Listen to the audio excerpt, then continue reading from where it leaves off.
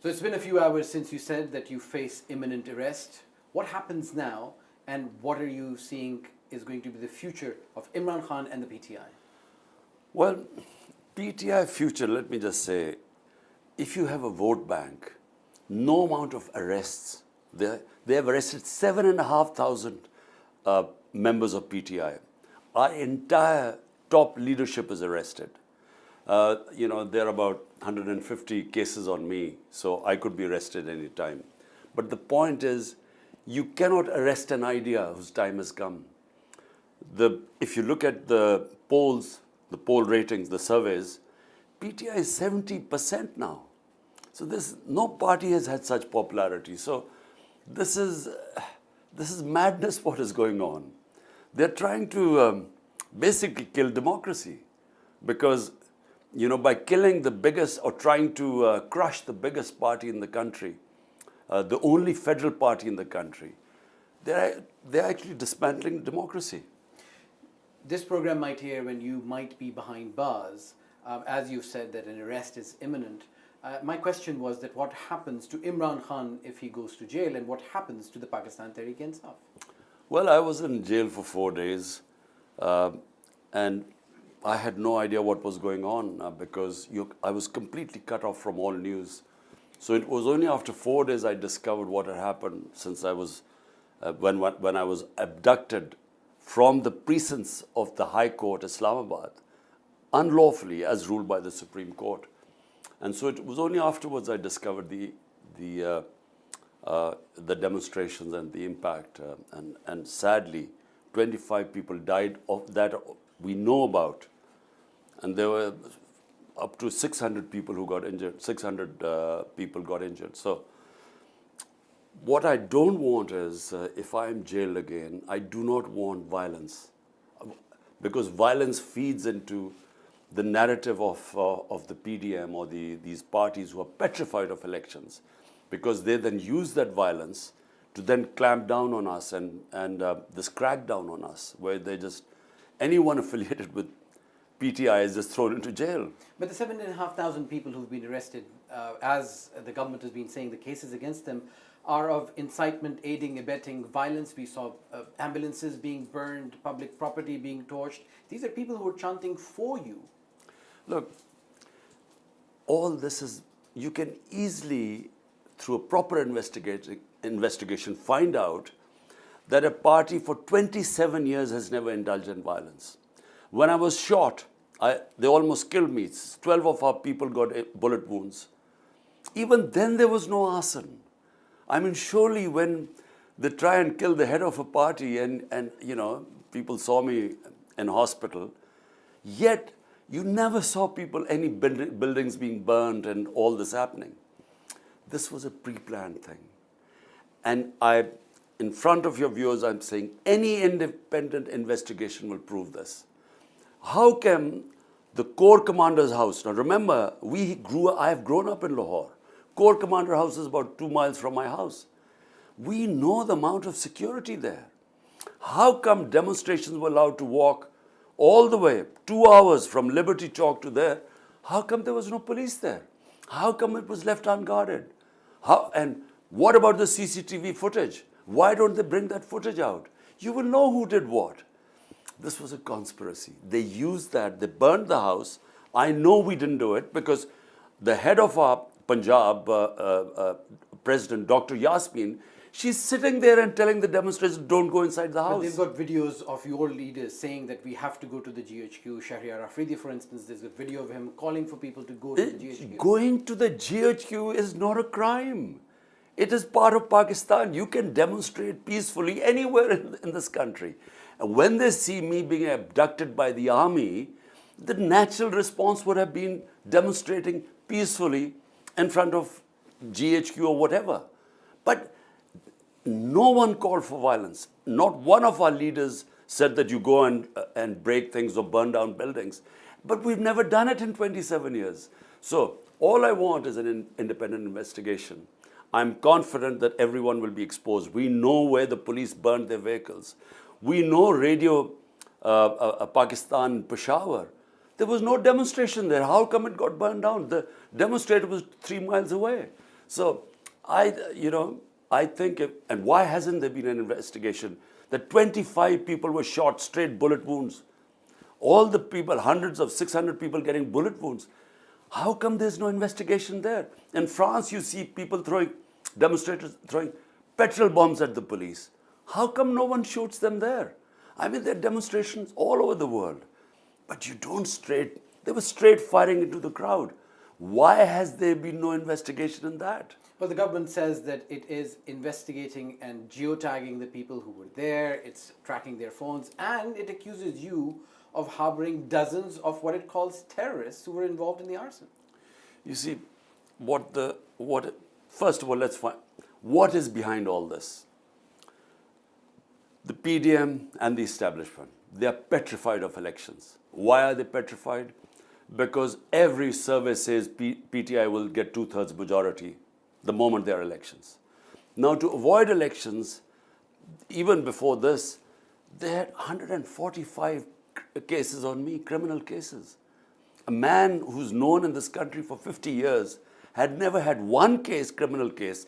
Just in 4 or 5 months, 150 criminal cases. Why? To get me out of the race, get me disqualified.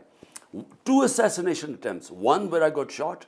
Then there was I almost got killed in another attempt in the judicial complex in Islamabad. So why? It's to get me out of the race. So if you understand the reasoning by what is going on right now, the establishment and the PDM parties, then you will know they use this as a pretext to actually crush PTI. How can they have found that 7,500 PTI workers were involved? Have they any evidence? Most of them have not even been produced in a court of law. They've just conducted a reign of terror, breaking people's houses, walking in the middle of the night. Anyone whose PTI has been attacked by the security agencies. Independent analysts say that there is a pattern to what happens in Pakistan. Whoever is in government says they're on the same page, as you did when you were in power. Now the people who are in power say they're hand in glove with the military establishment. The relationship has never been better as it is now. And when they come in the opposition, they accuse the party in power of taking them out of politics. Look, 2 different things now. Never, in my 3.5 years of power, can you tell me of any incidents like what has been happening to us for 1 year? The PMLN was cracked down on. The television screens were not allowed to air their interviews. Their leadership was rounded up, including their women as well. This is what they're saying on television screens. It is just such a bunch of lies. First of all, during our time, there were only 5% of the cases against them. 95% of corruption cases against the PML leadership was from their own time. Remember, Ishaq Dar ran away when it was PML government. Nawaz Sharif's 2 sons ran away from Pakistan during their government. You allowed Nawaz to leave, though. No, but first of all the 95% of the corruption cases were when we inherited them.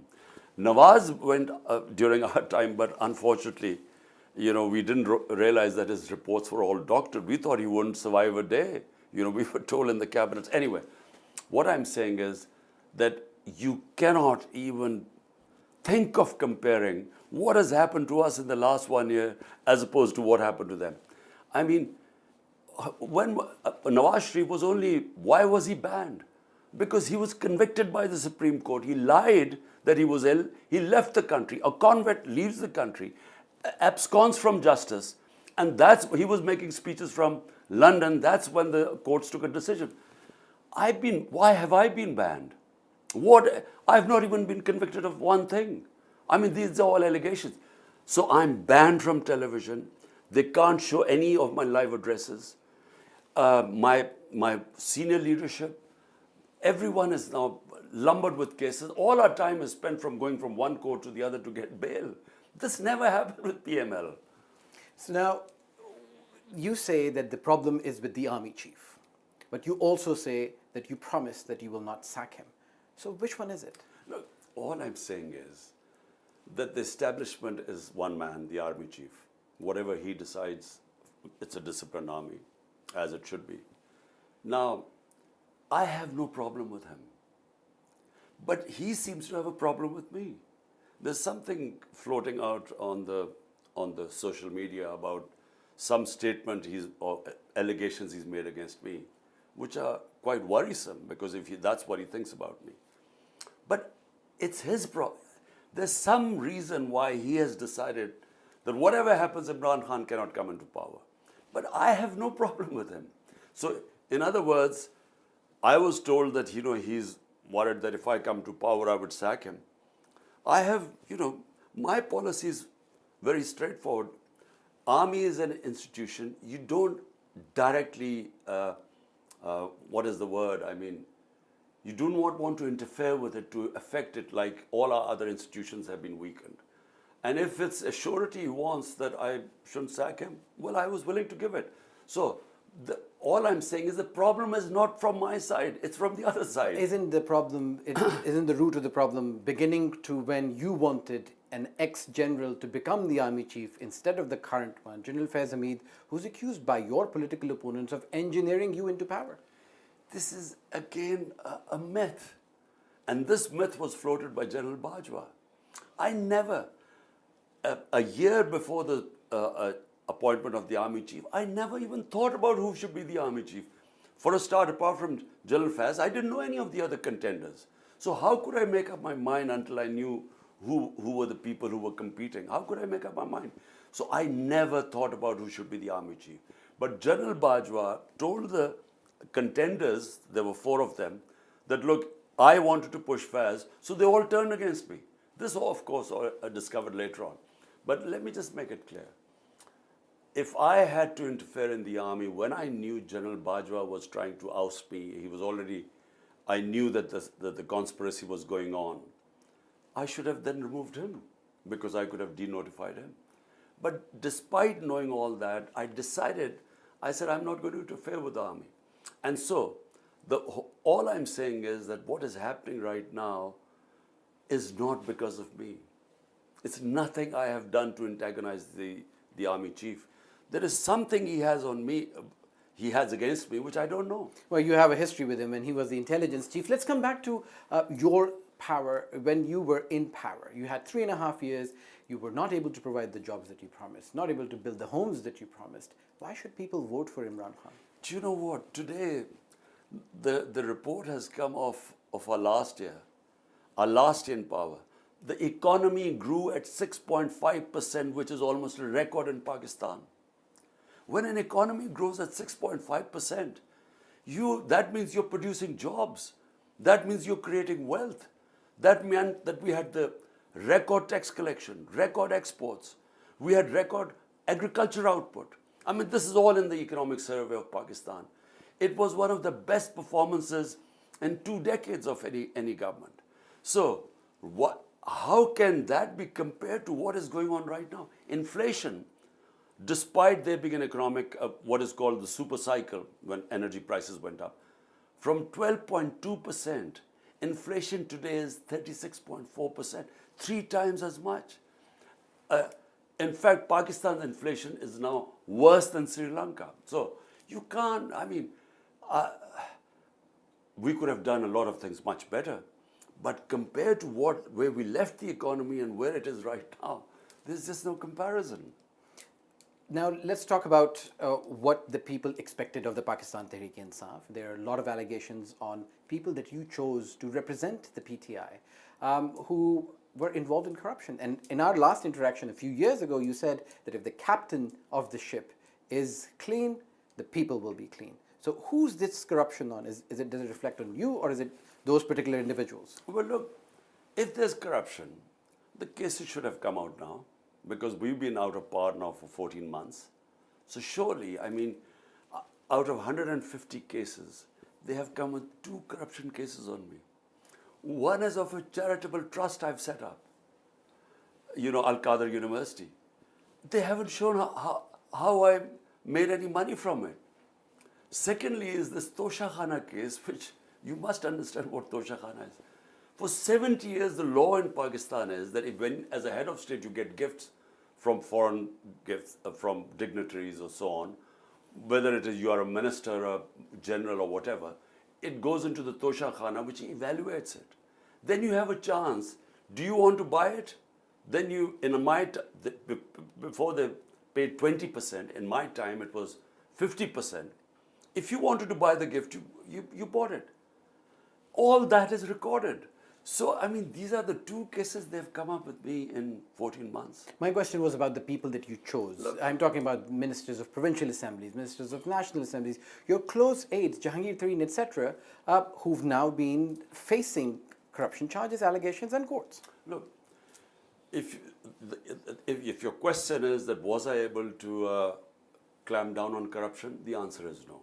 And why?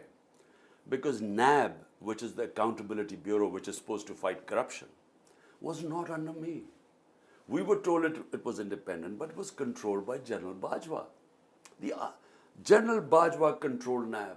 So what he said, they did. Even when the NAB head used to tell me that, look, so-and-so is indulged, we found these corruption cases. So I said, why don't you take action? He said, we haven't got clearance. Now, anywhere in the world, the way you fight crime and corruption is not the severity of punishment, but the certainty of punishment. So when no one gets caught, I mean, in NAB, there were hardly any convictions. So all the top guys who had these corruption cases would be in jail, not get convicted, and come out. And and when you spoke to NAB, they said, look, we are being controlled by GHQ or General Bajwa. So I was helpless there. Look, if I get a chance again, if God gives me the opportunity, the most important thing is to establish rule of law. That is the only. Rule of law means you cut down corruption. In Pakistan Rule of Law Index, in the World Rule of Law Index, out of 140 countries, Pakistan is 129. So if you are so low down on the Rule of Law Index, you can't fight corruption, because corruption is a symptom when there is no rule of law. So you've laid out what your plan is if you come to power next. Does Imran Khan have any regrets? Could you have done things better? If I had to do it again, I would have immediately called for re-elections. Because with a coalition government, with a thin majority, there is no way you can implement your reform programs, mainly rule of law, because rule of law means bringing the powerful under the law. And that you can only do if you have a proper mandate, clear majority. Because if you don't have a clear majority like I did, then all the time I was blackmailed. Whenever I would go after some powerful mafia, they would somehow penetrate, and I just couldn't succeed. And of course, then there was General Bajwa. He would be working behind the scenes. If he didn't want anything done or anyone convicted, you couldn't do it because he controlled NAB. So if Imran Khan is elected again, he will not be taking any U-turns, and will not be taking people on board who you've named, like Sheikh Rasheeds and Pervez Elahis and the rest, who were electables, who were essential for you to be in power. No, look, if I get a chance again, I will only take government if I have a clear majority. I come up with a strong majority. Because without that, the most important thing for Pakistan to get out of this economic mess we are in, or the full stop, the political mess, is only one thing: rule of law. Rule of law can only, I repeat, be implemented when you have a powerful government, a clear majority. And rule of law is the beginning of the rise of Pakistan. Because you will only get democracy can only take place when there's rule of law. Prosperity only comes when there's rule of law. Investment comes with rule of law. Countries that have secure and rule of law invite investment. So what is Dubai compared to Pakistan? Look at our resources in this country. But people from here go and invest in Dubai. Is Imran Khan essential for Pakistan? What is Pakistan's future with or without Imran Khan? I don't know what, I'm not that arrogant or, believe that without me the country won't survive. But all I know is that my struggle is for 27 years. And the main gist of the struggle is that what I saw when I went as a teenager to England, that I discovered that without rule of law, countries, don't prosper. You don't have democracy. So the key to a civilized society is where everyone is equal before the law. And unfortunately, Pakistan, from its beginning, has the law of the jungle. The powerful are above law, and the ordinary people don't have access to justice. And societies like that can never prosper. The entire developing world is poor not because of lack of resources, because they don't have justice. Mr. Imran Khan, Chairman, Pakistan Tehreek-e-Insaf, thank you very much for talking to Al Jazeera. Thank you. Thank you.